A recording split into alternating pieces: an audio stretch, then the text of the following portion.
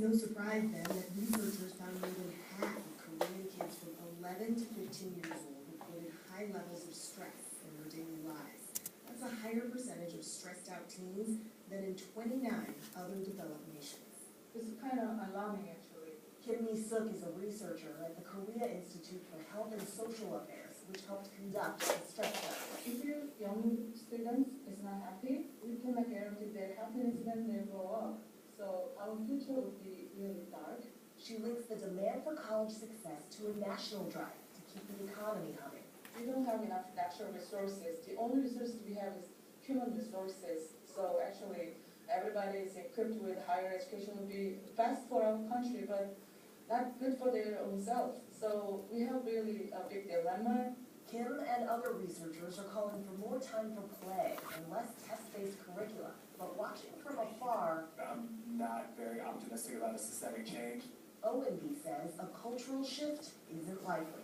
Even if policymakers were hoping to move in that direction, there's such pressure from parents to try and give their sons, their daughters, the best educational opportunity possible. And so it becomes England versus what's often termed as an educational arms race. A race to succeed so intense it can have tragic consequences. Suicide is the leading cause of death among Korean teens. And there are social side effects too. Many parents say they chose not to have more children because supporting all the cramming simply costs too much. Lee Hugh, NPR News, Seoul.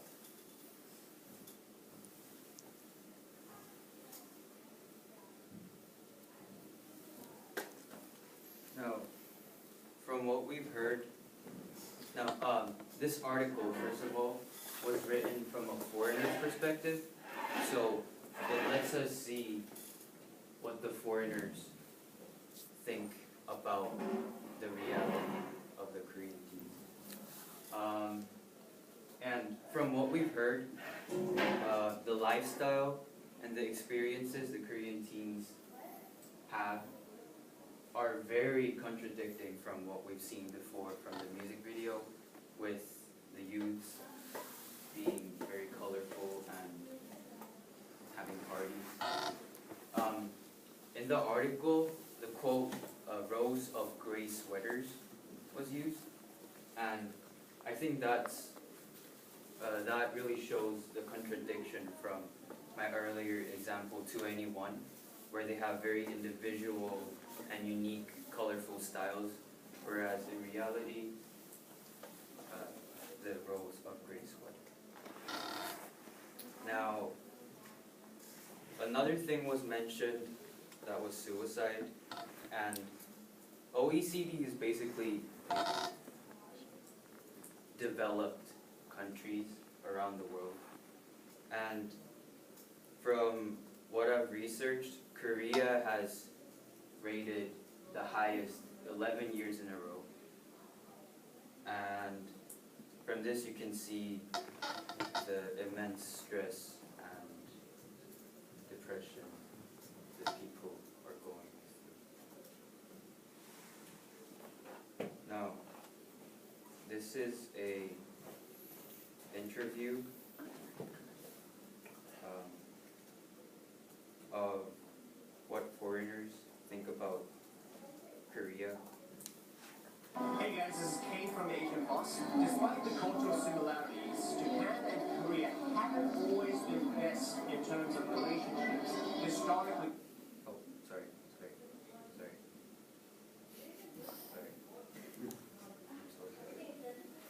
Hey guys, this is Kane from Asian Boss. Despite the cultural similarities, Japan and Korea haven't always been best in terms of relationships, historically speaking.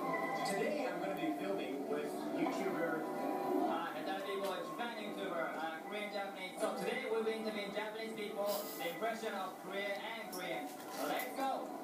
韓国の影響でどんな感じですか？やってたから。K-POP。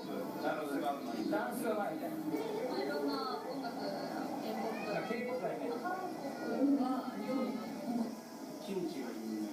食べ物。それやっぱあれ、K-POP 意外と結構聴いてるんで。意外と聞いちゃってる。誰聞いちゃってる？ビッグバンド。ビッグバン。かっこいいってイメージが。かっこいいってね。ビッグバン。彼女がその登場したり。綺麗な人がいい。ああ、足長い。足が長い。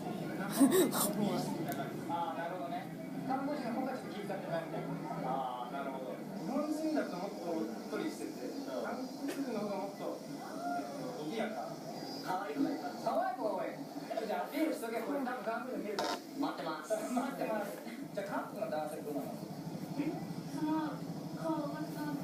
イケメンが多いから。肌で描いてらっしゃる方多い。ああ、なるほど。全然僕もう見た目でわかんない。あ、じゃあ日本の男性と比べて韓国人の男性何が違います？ロマンチスト。まあ、ドラマって確かそうじゃない。ロマンチスト。The rest is irrelevant.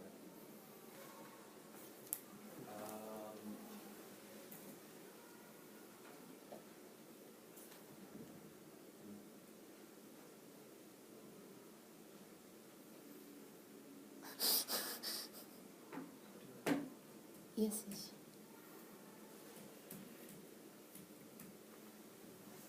Can you press yes, you see? Yes, yes, yeah, in the door.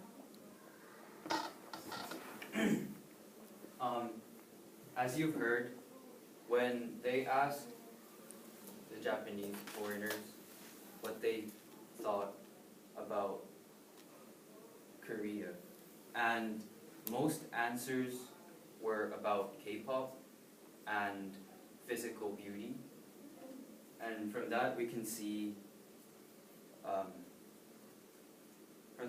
that the image foreigners have about Korea is very different from what we've seen in the previous article of the rigorous competition and the high stress rates of the harsh lifestyles of the Koreans. It's very different.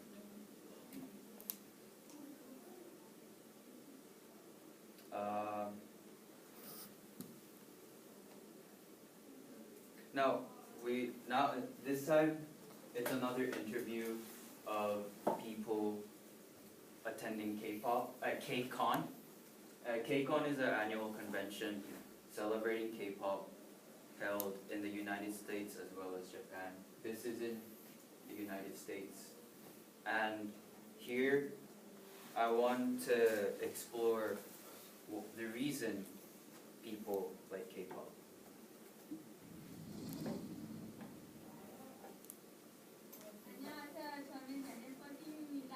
Oh, she's Korean. Oh wait.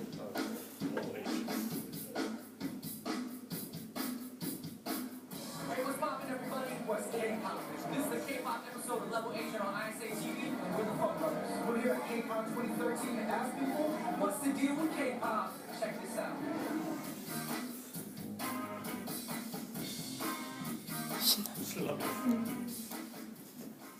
Now, the relevant part is, do you guys want to watch the whole thing? Or, no? No. Okay. Manage your time. Thank you. Whoever you're shaking your booty to, is whoever you're giving the booty to. That's not. Okay. Name who you guys' favorite groups are and why you like them. 21 because Yale has so much swag. She's my role model. She's the reason why I dyed my hair blonde. I'm trying to look like her.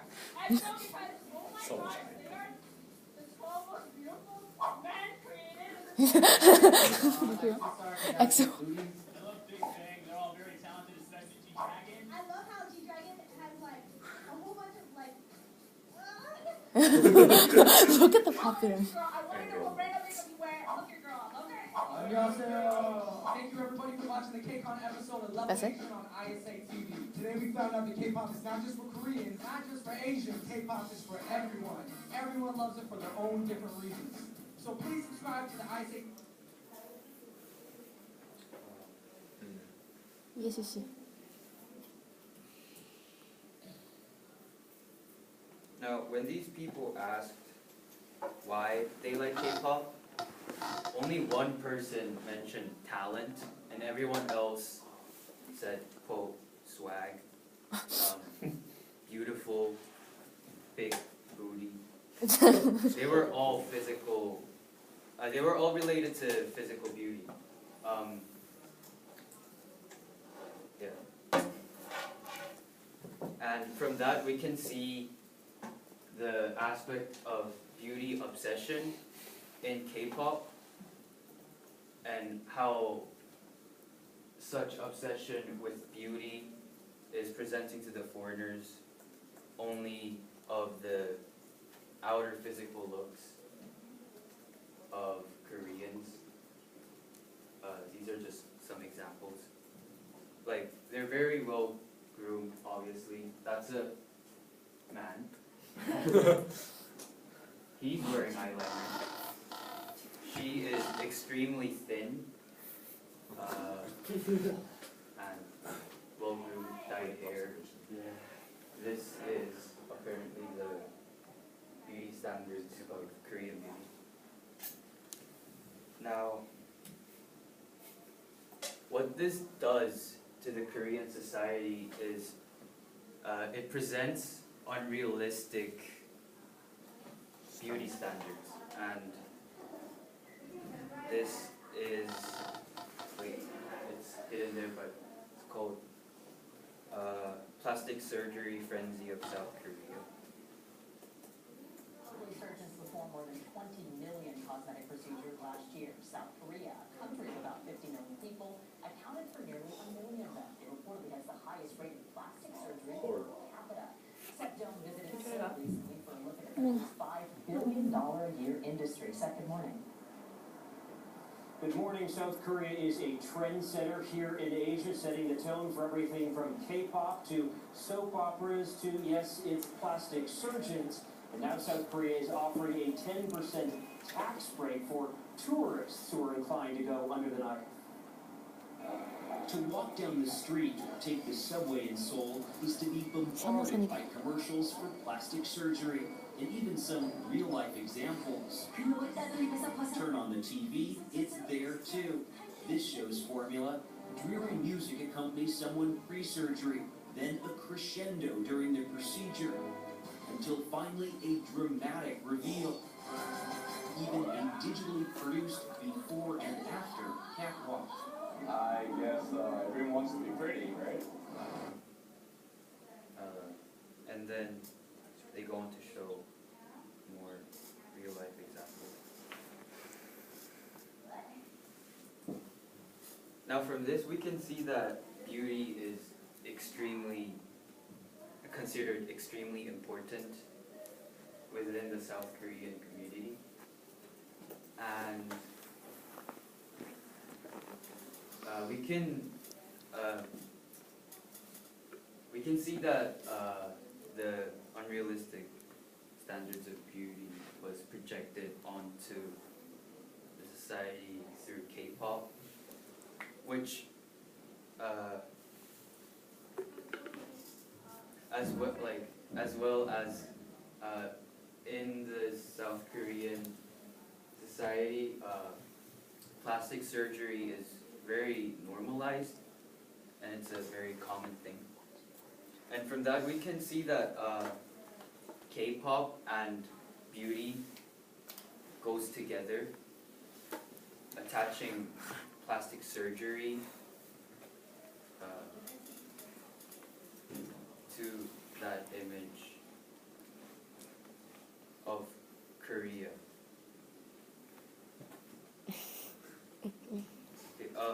So overall, looking at the information that I have presented, I can conclude that the South Korean society has this obsession with perfection and success, almost unhealthily so. And some of the examples show the reasons why those things are happening, and the other examples show the consequences of those agendas and lifestyles portrayed by the K-pop media.